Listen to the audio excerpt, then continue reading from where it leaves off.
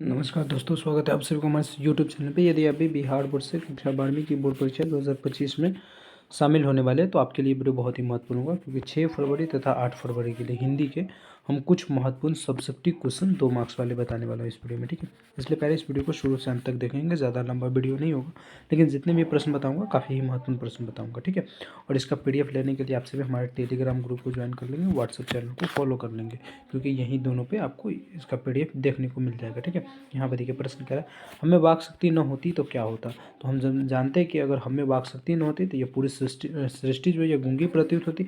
सभी लोग चुपचाप बैठे रहते और हम लोग जो बोलकर एक दूसरे के साथ सुख दुख का अनुभव करते हैं वो नहीं कर पाते। ये सभी बिना वाक शक्ति के नहीं हो पाता। मतलब जो भी हम एक दूसरे के साथ बैठकर या फ़ोन पे या व्हाट्सएप के चैट के माध्यम से या टेलीग्राम के चैट के किसी भी चैट के माध्यम से, ऑनलाइन के माध्यम से और ऑफलाइन के माध्यम से हम बातें करते हैं और आपस में एक दूसरे का सुख दुख शेयर करते हैं, अच्छा प्रतीत होता है। अगर ये वाक शक्ति नहीं रहता तो क्या होता है कि हम दोस्त लुंज पुंज होकर एक कोने में बैठे रहते, कोई किसी से बहुत बात ही नहीं करते, तो ये पूरी सृष्टि क्या है तो गूंगी प्रतीत होती। तो इस प्रकार से बता दोगे। ये टॉप लेवल का प्रश्न है, बातचीत से संबंधित। ये काफ़ी बार प्रश्न आता है, इसलिए मैं आप सभी को बता दिया हूँ। आगे बढ़ते हैं।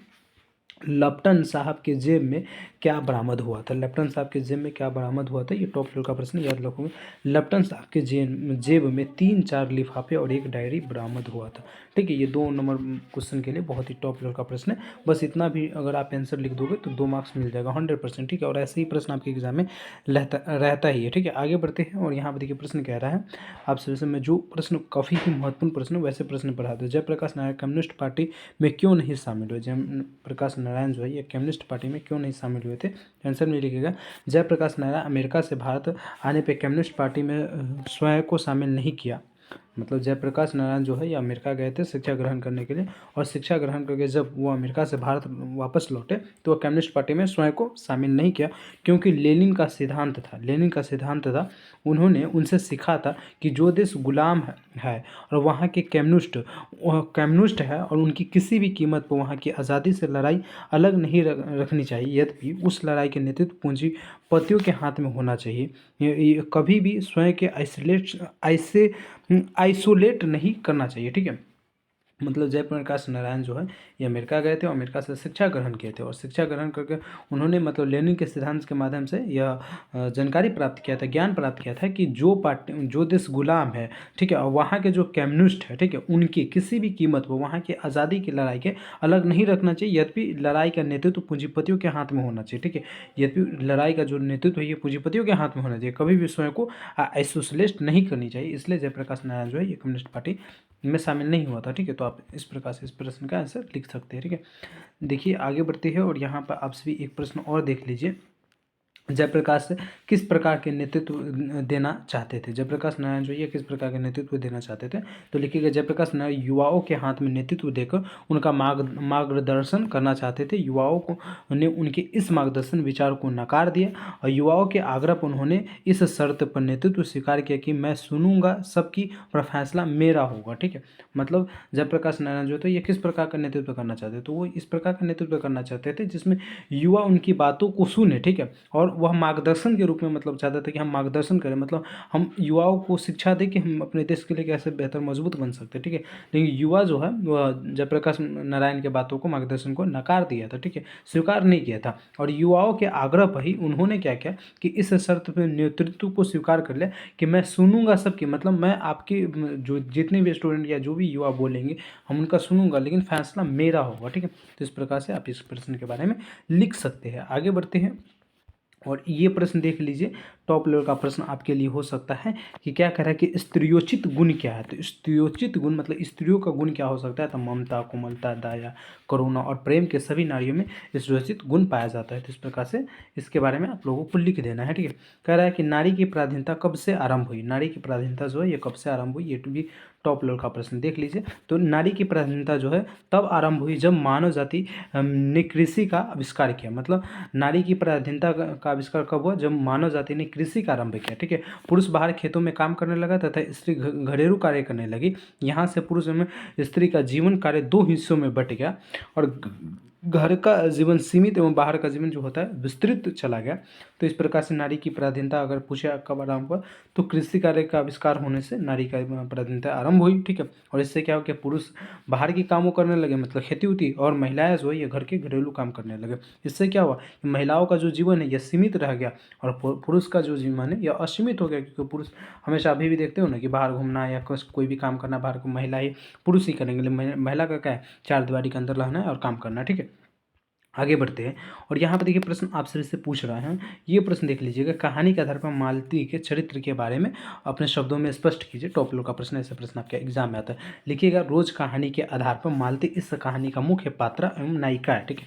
रोज कहानी के आधार पर मालती जो है इस कहानी का मुख्य पात्र एवं नायिका है। बचपन में वह बंधनों से परे उन्मुक्त एवं स्वच्छंद रहती थी। बचपन में जो मालती है यह बहुत ही शरारती लड़की हुआ करती थी, बंधनों से मुक्त था, ठीक है।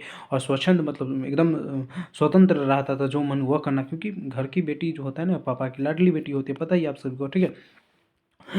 4 साल के अंतराल में मालती की शादी कर दी गई, ठीक है। 4 साल के अंतराल में मालती की शादी कर, अब वह एक बच्चे की माँ है। मालती के पास क्या है, एक बच्चे की, मालती जो है अब एक बच्चे की माँ बन गई है। और वह मालती के जीवन के बहुत सारे परिवर्तन हो गए। अब मालती के जीवन में बहुत सारे परिवर्तन हो गए, क्योंकि शादी के बाद पता ही है कि लड़कियों के जीवन में अलग ही परिवर्तन आ जाता है। वह समय के साथ समझौता करने लगा एवं कुशल गृहिणी पत्नी एवं माँ बन चुकी है। समय के साथ जो लड़की है मालती, वह समझौता करने लगा, कि मतलब समझौता करना पड़ता है आप सभी को, ठीक है। कभी भी मान लीजिए आपका सपना बहुत बड़ा बड़ा सपना रहता है कि यार मैं जब शादी करूँगा या शादी करूँगी तो हमारे साथ ऐसा हो वैसा हो, या हम शादी नहीं किए तो हमें अभी जीवन में हमें यह चीज़ हासिल करना, वो चीज़ हासिल करना, लेकिन माँ बाप किसी न किसी कारण से शादी करवा देते हैं, ठीक है। तो हम क्या करते हैं, मतलब समय के साथ समझौता कर लेते हैं कि चल भाई अब तो शादी हो गया, अब जो हमारा घर मिला है इसी में हमें किसी भी प्रकार से अपना जीवन को गुजारना है। एक अच्छे लड़की और लड़का का यही, क्योंकि एक मतलब मुझे एक अच्छा लड़का नहीं मिला, जो मिला उसके साथ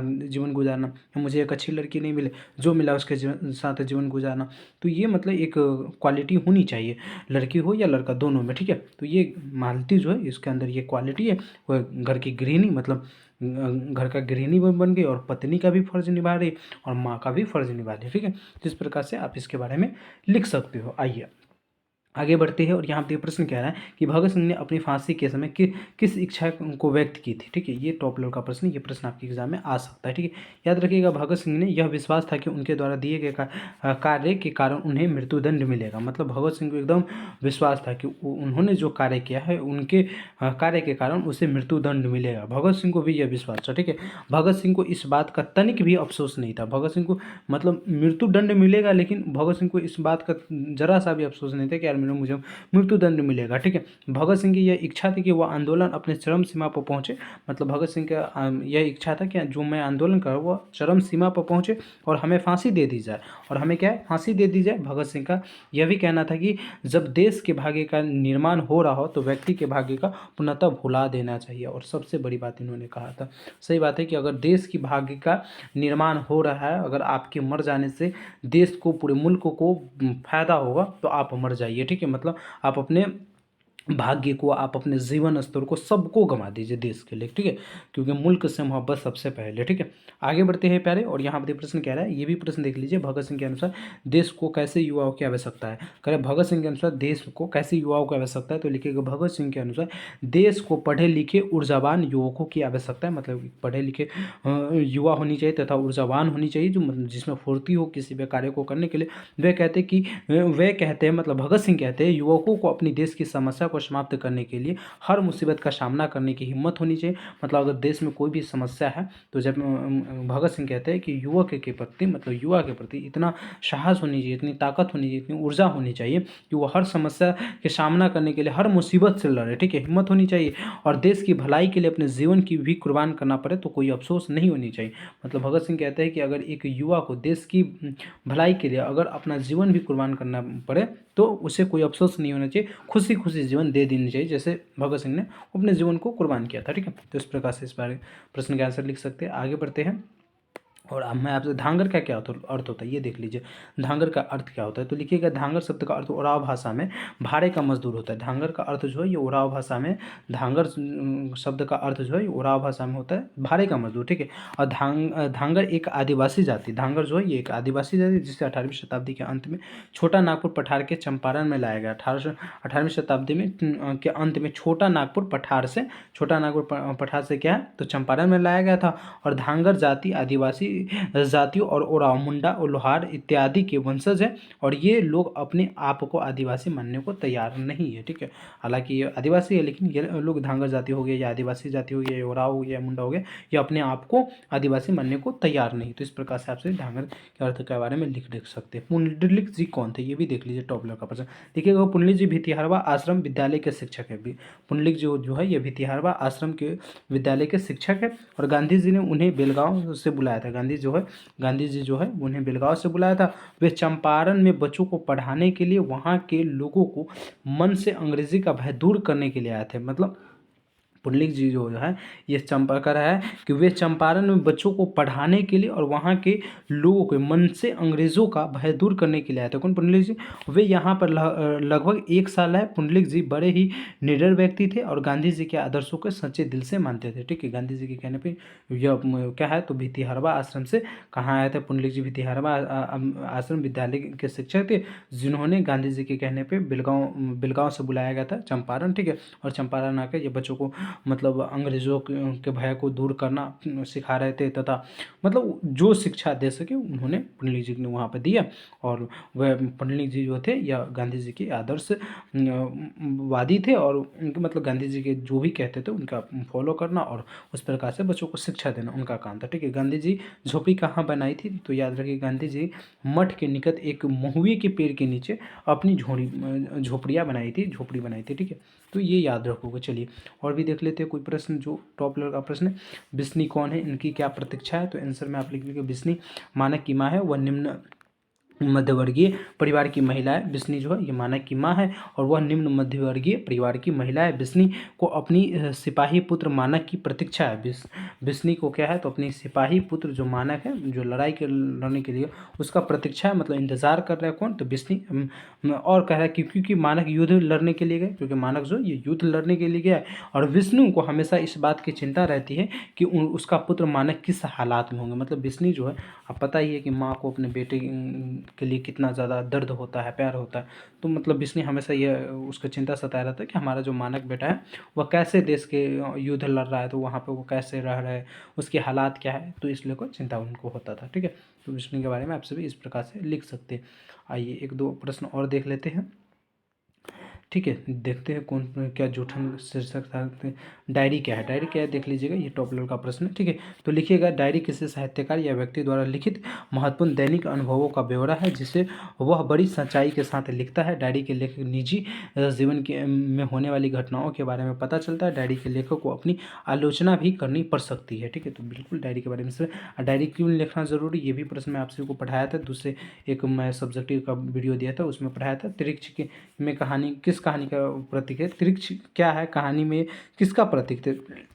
त्रिक्ष छिपकली प्रजाति का एक जहरीला लिजार्ड है और इसे विषखापड़ भी कहते हैं, और कहानी में त्रिक्ष प्रचलित विश्वासों और रूढ़ियों का प्रतीक है, ठीक है। इस प्रकार से आप इसके बारे में लिख दीजिएगा। आगे बढ़ते हैं और मैं आप सभी को बताता हूँ, जहाँ भय नहीं वहाँ मेधा नहीं हो सकती। क्यों, तो लिखिएगा, ये भी टॉप लेवल का प्रश्न है। तो लिखिएगा जहाँ भय है वहाँ मेधा नहीं हो सकती, क्योंकि भय के कारण व्यक्तियों में मेधा शक्ति दब जाती है। व्यक्तियों की जो मेधा शक्ति होती है दब जाती है। मेधा शक्ति वह शक्ति है जिससे मनुष्य भय और सिद्धांतों की अनुपस्थिति में स्वतंत्रता के साथ सोचते हैं, और ताकि अपने लिए सत्य की वास्तविकता की खोज कर सके। यदि मनुष्य भयभीत रहेगा तो वे मेधावी नहीं हो सकता है, क्योंकि भय मनुष्य को कमजोर कर देती, ठीक है। तो जहाँ भय वहाँ मेधा नहीं हो सकती। अगर आपसे सब पूछे क्यों, तो आपको इस प्रकार से इसके बारे में लिख देना है, ठीक है। आइए 1-2 प्रश्न और देख लेते हैं, ठीक है। करबक के कवि की क्या सोच है, ये देख लीजिए। आप लोग स्क्रीनशॉट ले लीजिए, लेना चाहते हो। जायसी की 2 रचनाओं के बारे में लिखे, तो मलिक मोहम्मद जायसी की 2 रचना महत्वपूर्ण है, पद्मावत एवं अखरावट, ठीक है। इस प्रकार से आप इसके बारे में लिख सकते हैं। आइए आगे बढ़ते हैं। गाय किस ओर दौड़ पड़ी, तो सुबह होते ही गाय अपने बछड़ों को दूध पिलाने के लिए अपनी गौशाला में रंभाती हुई बाड़े की तरफ दौड़ पड़ी, ठीक है। रंभाती हुई बाड़े की तरफ जो है ये दौड़ पड़ी थी, कौन, गाय, ठीक है। कह रहे कभी भगवान कृष्ण को जगाने के लिए क्या क्या उपमा देते हैं, कभी जो है ये भगवान कृष्ण को जगाने के लिए क्या क्या उपमा देते हैं। तो कहते हैं कभी भगवान कृष्ण को जगाने के लिए कुछ उपमाएं दी है जो इस प्रकार से ब्रजराज कुंवर अम्बुज करधारी श्याम। ठीक है, आगे बढ़ते हैं और देखते हैं कोई और प्रश्न होगा जो इम्पोर्टेंट हो वो पढ़ा देते हैं। ठीक है, तुलसी किस वस्तु की भूख है, तो ये इतना इम्पोर्टेंट नहीं है। ठीक है, आगे बढ़ते हैं, ये सब देख लीजिएगा, हालांकि ये पीडीएफ में टेलीग्राम पे डाल दिया हूँ, फिर भी मैं पढ़ा दे रहा हूँ, तो आप लोग पढ़ लीजिए यार। ठीक है, और हृदय की क्या बात है, इसका कार्य लिख सकते हैं। जयशंकर के घातकी किसके लिए तरसती है, घातकी जो चातकी होगा, चातकी बरसात की पहली बूंद के लिए तरसती है, क्योंकि वह स्वाति नक्षत्र होकर पहली बूंद के अलावा किसी अन्य स्रोत का जल का ग्रहण नहीं करती है। ठीक है, तो इस प्रकार से लिख सकते हैं। ये देख लीजिए, पुत्र के लिए माँ क्या क्या करती है, पुत्र के लिए जो है ये माँ क्या क्या करती है, टॉप लेवल का प्रश्न हो सकता है। ठीक है, तो लिखिएगा, पुत्र के लिए माँ अपने सुख दुख भूल जाती है, उसे अपनी सुख सुविधा के विषय में सोचने में फुर्सत नहीं पड़ता, वह अपने बच्चों को स्वास्थ्य एवं सुरक्षा का ध्यान रखती है, और पुत्र को ठंडे से बचाने के लिए हमेशा गोद में रखती है, लोरी सुनाकर उसे सुलाती है, उसकी लंबी आयु के लिए पत्थरों की मूर्ति को नारियल एवं दूध क्या है, तो दूध बतासे चढ़ाती है, मतलब दूध बतासे, ये सब क्या है, तो पुत्र के लिए माँ जो है ये चढ़ाती है पत्थर की मूर्ति को। ठीक है, तो इस प्रकार से आप इसके बारे में लिख सकते हैं। करें माँ के लिए अपना मन समझाना कब कठिन और क्यों हो जाता है, तो माँ के लिए अपना मन समझाना तब कठिन हो जाता है जब अपना पुत्र खो देती है, मतलब माँ अपने सामने अपने पुत्र को खो दे तो उसका मन को समझाना बहुत कठिन हो जाता है, क्योंकि पुत्र माँ की अमूल्य धरोहर होती है, और पुत्र माँ की आंखों का तारा होता है, पुत्र जो है ये माँ की आंखों का तारा होता है। यदि उनके पुत्र का असत्य मृत्यु हो जाती है तब माँ के लिए अपने मन को समझाना कठिन हो जाता है। ठीक है, इस प्रकार से लिख सकते हैं। चलिए, बाकी प्यारे आप सभी है ना अर्चना के बारे में देख सकते हैं, लाल केसर के बारे में देख सकते हैं, ये सब देख लीजिएगा। इस पीडीएफ को आप है ना हमारे टेलीग्राम चैनल से डाउनलोड कर लीजिएगा, और एक दो बार है ना सारे सब्जेक्टिव प्रश्न को पढ़ लीजिएगा, लिख लीजिएगा। ठीक है, आपका एग्जाम बहुत बेहतर जाएगा। चलिए, मिलते हैं अगले क्लास में, जब तक के लिए जय हिंद, जय Bharat, thank you so much.